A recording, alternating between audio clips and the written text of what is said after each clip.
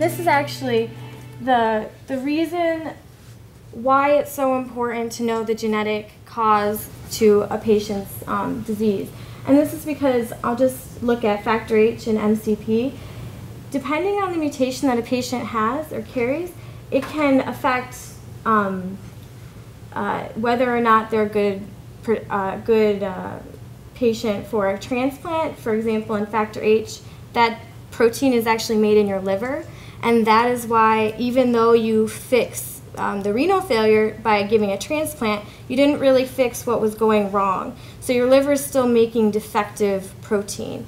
And so that's why it has such a high reoccurrence rate compared to a variant in MCP, which is actually made in your kidney. And then when you get a kidney transplant, you actually solve the problem. You're getting rid of the underlying defect. And this is just kind of, I think you might have this in your folder as well, but it just kind of goes gene by gene, what we know and what we don't know.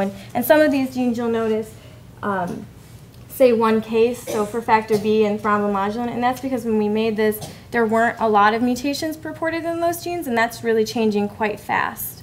And so we should be able to get more genotypic or phenotypic information on those variants.